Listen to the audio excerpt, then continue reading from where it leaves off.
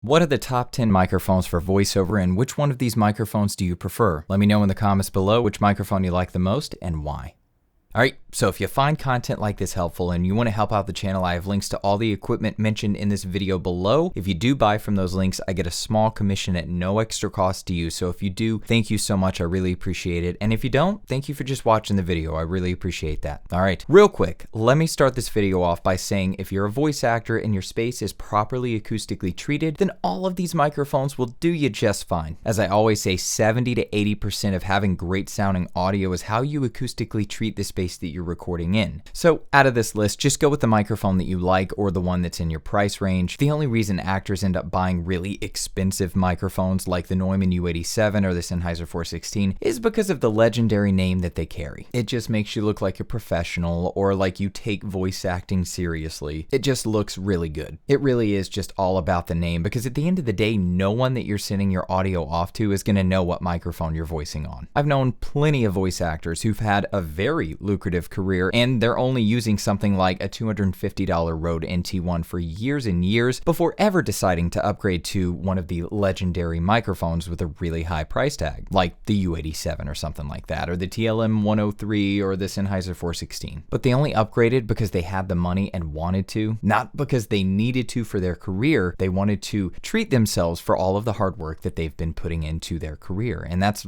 really it. That's all there is to it. Look, at the end of the day, if you do upgrade to a more expensive microphone and an agent or a casting director sees on your website or sees in an email that you have that microphone, their eyes are going to light up and sparkle because they're like, oh, they're taking voice acting really, really seriously and they're professionals. But again, unless you offer that information or they happen to ask you what mic you're on, they're never going to know. So as long as your space is properly acoustically treated and you're on a Rode NT1, they're never going to have a clue. If you're on a Rode NT1 or a U87, it won't matter. Anyway, speaking of the Rode NT1, that's my first mic here, Rode NT1 5th generation. All right, what can I say? I recommend this microphone more than any other microphone by far, and I've done a full review and test of the Rode NT1 5th generation that you can find on my channel. It sounds amazing. It's incredibly affordable. It's a relatively flat response microphone, which I really, really like. And honestly, I've yet to hear this microphone sound bad on anyone's voice. It's a large diaphragm condenser microphone with a cardioid polar pattern. Basically, it picks up a radius of audio in front of the microphone that is more forgiving than, say, a shotgun microphone, because a cardioid microphone will allow you to move a little bit left and right off of the microphone and still pick you up because of that cardioid polar pattern. If you'd like to learn more about polar patterns, check out the video in the description where I break down the different polar patterns with the different microphones and how they affect the audio you're recording. The other amazing thing about the Rode NT1 5th Gen is it offers both USB and XLR connectivity, and when used in the USB mode, you get 32-bit float, which basically means, long story short, you can't clip your audio. No matter what you do with your levels and how you set them, you can't clip them. Now,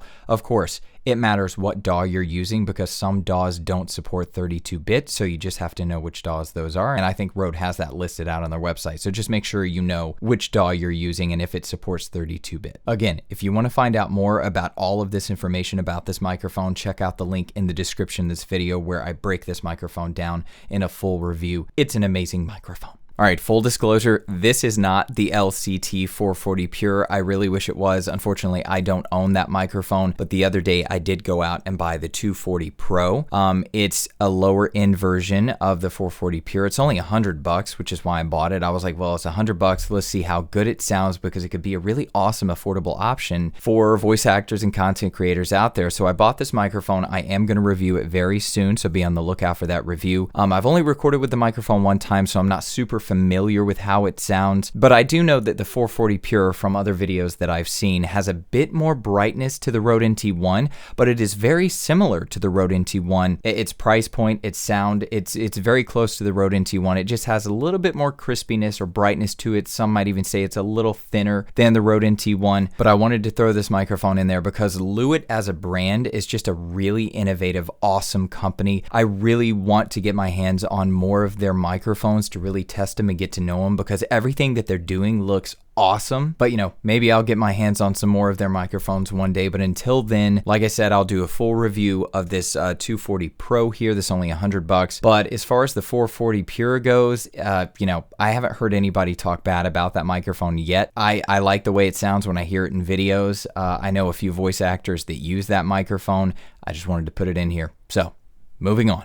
All right. Want to sound like you're on a 416, but way less expensive? This microphone caught me by surprise. I had a student suggest this microphone to me, and I immediately thought, oh great, another microphone that's trying to sound like the 416 at a really affordable cost, and it's gonna fail like so many of them do, and it's gonna sound like crap, this, that, and the other. But boy, was I wrong. A lot of shotgun microphones try super hard to emulate the 416 at a fraction of the cost, and most of them fall, you know, really flat. This microphone, however, does this very well. I might actually prefer this one over the 416, which is pretty insane. Just to give you an idea, the 416 is $1,000, and I think this one's like $270 or $250 or something like that. But just like the 416, it is a shotgun microphone, so its polar pattern is a lot tighter than, say, a large diaphragm condenser microphone. A shotgun microphone, if you didn't know, has a really tight polar pattern that allows the microphone to work really well in, say,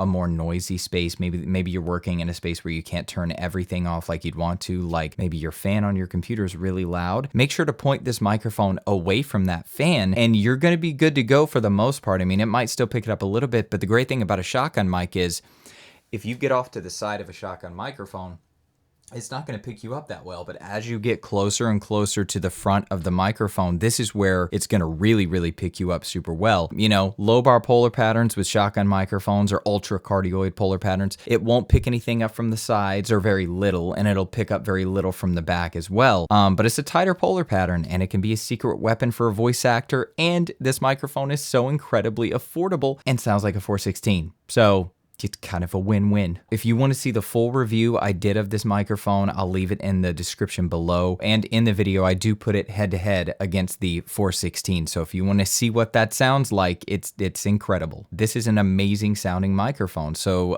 great job, Audio-Technica. You've really knocked it out of the park with this one. Oh, and one thing I also wanted to say, you know, microphones are coming out all the time. So there might not be microphones on this list that I would have added if I knew about them. So eventually one day I'm going to test out other microphones that maybe I've never heard or never used before, and they will then be added to maybe an updated top 10 microphones for voiceover list in the future. So if a microphone that you really like didn't make the list, let me know below. Let me know what the microphone is, why you like it, and it's probably just because I've never used the microphone or heard of it. Probably has nothing to do with the microphone sound. So let me know in the comments below, what mics did I leave out that you would have put in this list? I'm really curious to find out, because I might just take the mic that you suggest and do a review of it and probably add it to the list in a future video. Anyway, I just wanted to say that. All right, now on to the SE Electronics 2200. This microphone sounds great. Moving on. No, but really, I know a lot of engineers in the voiceover industry that recommend this microphone, and honestly, I'm just a really big fan of SE Electronics and this microphone. I really love what they've been doing, but this is really just an all-around solid microphone in every way, and it's also pretty affordable, which is always great. If you want to see the full review I did of this mic, I'll leave it in the description below. It's a great sounding microphone. It offers some extra functionality, like you have 2 pads on this microphone. You have a low pass, actually 2 low pass filters on the front of this microphone. It's a great microphone. Sounds awesome. SE Electronics is awesome. So yeah, if you want to watch that review, link in the description. Moving on. All right, another SE Electronics microphone for you, or I guess really 2, technically. I just did a full review of the SE Electronics T2, and if you'd like to see that, link in the description. It is now my new favorite microphone. Anyone who watches the channel knows that the Rode NT1 has been my favorite microphone since forever, and finally, it has been dethroned by the T2. I love the way this microphone sounds. It's like a Swiss Army knife of microphones. It gives you so many options on the microphone itself. It gives you multiple pads to choose from. It gives you 4 different polar patterns to choose from, which is amazing. And it gives you 2 low cut filters on the microphone as well. Like I said, Swiss Army knife of microphones. And it just sounds amazing. Now, of course, we are getting more expensive as we go, as you would imagine, but it's worth it in my opinion. The microphone sounds amazing. It looks awesome. Get that hair out of here. Get that hair out of here. Go. Get out of here, demon. Get out of here, demon. Anyway, the T2 is the one that I reviewed, but the difference between the T1 and the T2 is the fact that the T1 is a standard large diaphragm condenser microphone, whereas the T2 offers, like I said, multiple polar patterns for you to switch between, which gives you more flexibility. But as a voice actor, really, you only need the T1. You really only need that one cardioid polar pattern for most voice actors in most cases. So save yourself the money, get you the T1. It's going to sound amazing. Anyway, I can't say enough good things about this microphone, about SE Electronics. This is just an awesome sounding mic. All right, moving on. All right, again, full transparency. I don't own the ASDN SGM 3500L, so instead I'm on the Sennheiser 416 because that microphone, as so many shotgun microphones do, is trying to sound like the 416. And I think it does a really, really good job from what I've heard. I would love to own this microphone one day and really run it through the paces, but from what I've heard in videos, it does a really, really good job at sounding like the 416, and it's around half the price, which is